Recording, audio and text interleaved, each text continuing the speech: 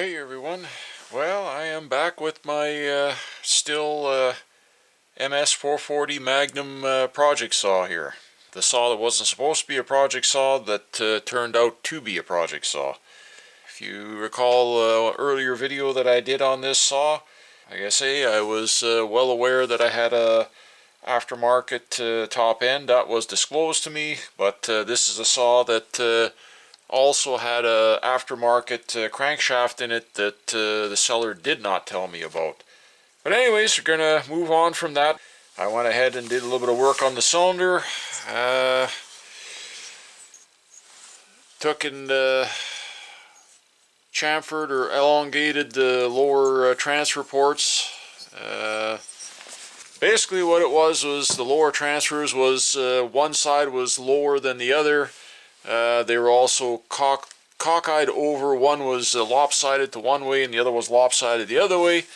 Very poor casting, so all I did was lower the transfers, ramped them on both sides, left an edge over here, didn't cut it all the way down to the edge, because some guys say you don't want to do that on Stihl. These cylinders are weak and they're gonna warp or whatever when you bolt them down. Well, this one still has plenty of meat here. It's not gonna warp or bend unless the cylinder is so cheap and crappy, which at this point I wouldn't be surprised if it did. Anyways, went ahead and straightened that up, cleaned up the bottom of the intake port. It had a bunch of weird, again, edge castings with a very sharp edge, no proper chamfering on the port, and it had scratched up the bottom intake side of the piston. So I went ahead and cleaned up that edge there with my Dremel best I could reach it, and then took some emery cloth, 180 grit sandpaper on the end of my thumb, and worked the edge of the port and put a bit of a chamfer on it and got rid of the sharp edges. Did that on all the ports, because all the ports were basically little to no transition chamfering, so went ahead and did that. Turned out okay. Went ahead and textured the intake port like I always do on most saws now. Cleaned up a bunch of weird casting, sand casting overflash on the exhaust port.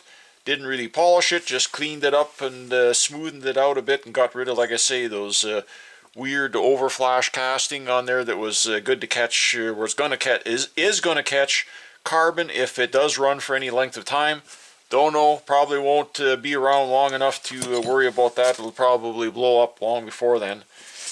Piston, I went ahead and, if you recall in the first video I did on this saw, I went ahead and marked out the intake port and was looking to see if I could cut the skirts of the piston to give it to open up and give it more intake.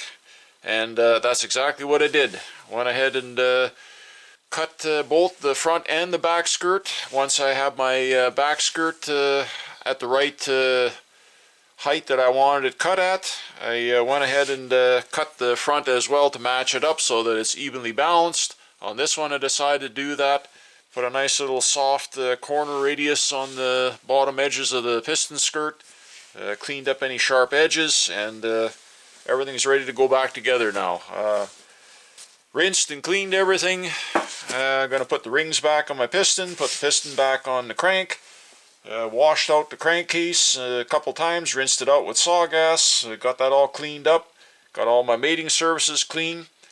Now I'm just going to, like I say, start the assembly process. Don't think I'll bore you folks with all of that. There's hundreds of videos on YouTube already about all that. Going to go ahead and get my rings on the piston, get the piston reinstalled, and then at that point I'll bring you folks back here for a snapshot, see how the progress is coming along. And then maybe I'll film doing the cylinder install, and then I'm just going to keep going and try and reassemble this whole thing here in the next little while and get the whole saw back together if I can. So, okay, well, I got the piston installed. I got oil down in the crank bearings. I got everything remainder here cleaned up. Just now getting my moto seal here down on the cylinder base here. We're going to do a base gasket delete, of course. If you know me by now, you know this is what I'm going to do. So, just getting this last little bit of this sealer smeared on here. And then we're going to go ahead and get this installed here. Now, you don't want to blob this stuff on real thick. You're just smearing a nice even coat all the way around. I do both on the base, crankcase base, and on the cylinder base. Two sides just as a thin coating, and then like I say, then I drop the cylinder on, and well, I have yet to have one blow out or fail. Not saying that it couldn't at some point in the future. I guess anything is possible. Like I say, I use MotoSeal, but there's different products, 3M 3-Bond, 1184, any of the Power Sport sealer there for two-stroke dirt bike building, like Honda Bond or Yamaha Bond. I think one or two companies makes all this for all of the suppliers.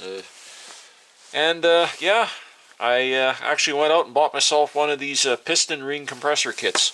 Boy, look at me, aren't I getting professional now. I even bought a name brand one, Tecomec. One that makes the chain grinders for Oregon and their own brand. Probably just whatever. I would say made in China, but this on the back of the piston support here, it actually says made in Italy on here, so I'm assuming that that is made by Tecomec in Italy. So hopefully this will go a little smoother for my installs here now. I did double check to make sure my rings are lined up with my ring keeper pins there. Now I got my sealer all mushed up.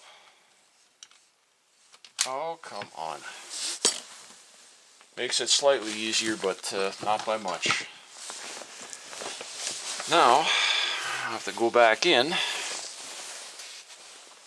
and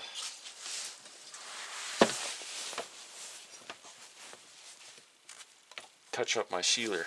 And this stuff sets fast, and I'm dicking around here a little bit too long here.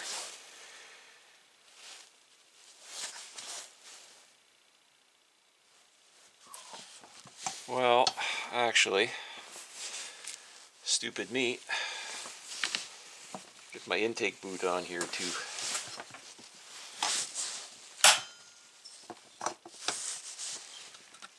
Ah, come on, you dumb turkey of a turd.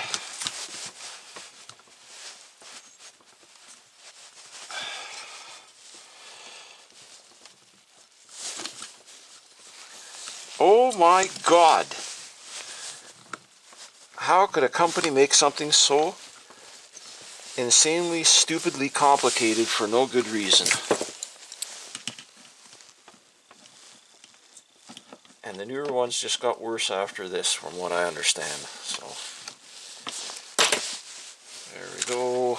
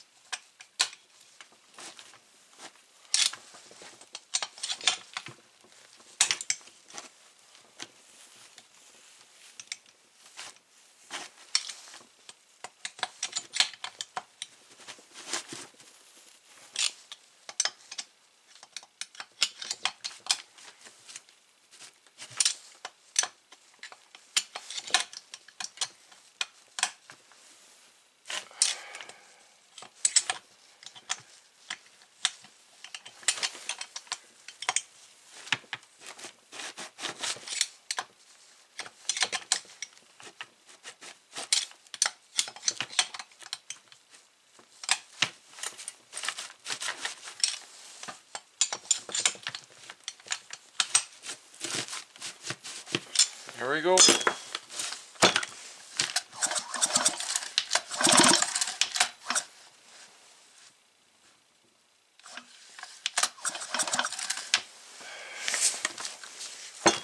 Now, start doing the full assembly process on this thing. Get after it. Well, we got the cylinder bolted down. Now we're going to go ahead and start getting the intake track here finish assembling here the carb. Put this, don't forget when you put the boot in that you don't forget to put this little keeper ring or support ring back in the intake boot here. That slips on the inside of the boot there. They've got like a little couple special flat spots where it goes in the inside here just to keep it from collapsing. Then they have an outer spacer ring here that goes over the carb box studs here. This guy here, sure that goes in place.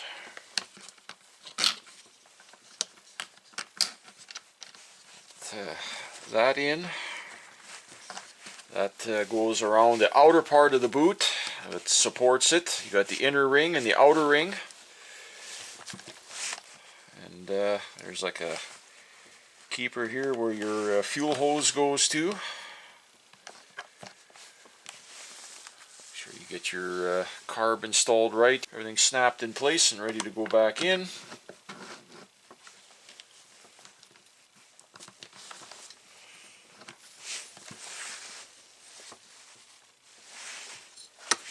My fuel line is a little bit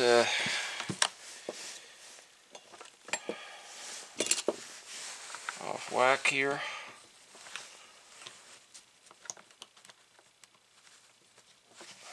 Things don't always line up perfectly. There we go.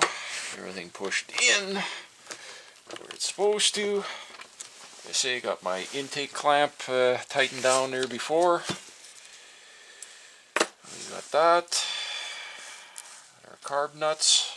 Go ahead and get my throttle link on before I get too far here, in case I have to make an adjustment of some sort here. Go ahead and get into the back butterfly of the carb there. This on here. Get my throttle pulled up and in where it's supposed to be.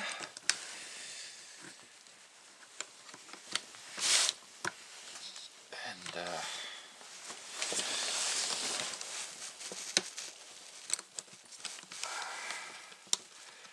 these throttle links here, usually on these, they're not like the MS260s and O3. Some of the other ones here, the throttle comes forward, the rod's got just a square bent end, and I came unhooked out of my throttle link there. Oh, come on. What a dumb setup.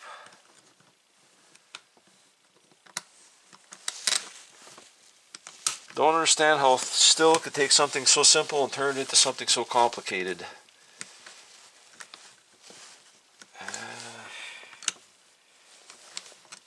Jeez Louise. That's a nice way of saying it.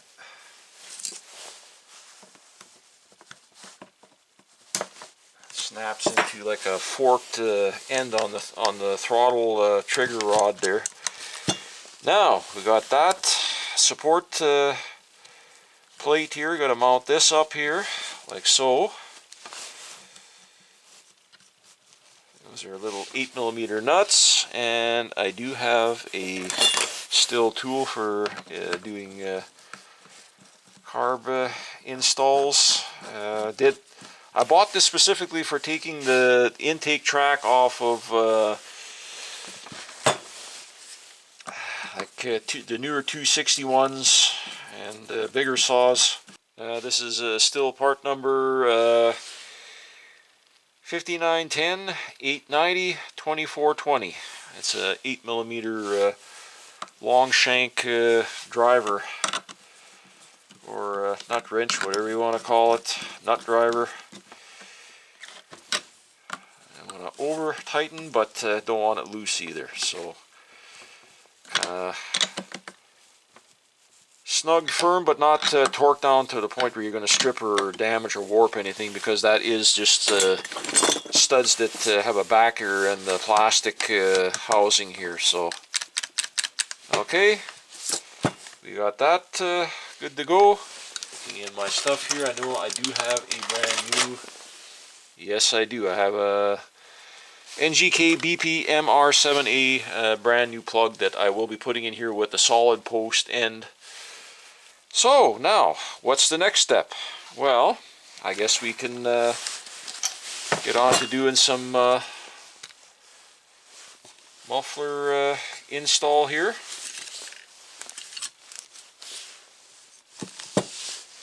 Now, where's the heat shield for this thing? Cylinder has got a little bit different depth here, and it is not happy where the original plate goes. The snout on the cylinder is a little more shallow on this aftermarket, so not particularly crazy about how that fits up. Now, before I go ahead and install this, I'm going to go ahead and pause you guys here off camera, and I am going to modify this exhaust on this saw. I do not like how restrictive this hole is. We're going to go ahead and enlarge this, so I'll bring you back when I get the muffler back together on this thing. Yeah, see, got everything else, whatchamacallit now, just be the fact of putting the airbox back together and moving on here, and we'll get this thing buttoned up here shortly.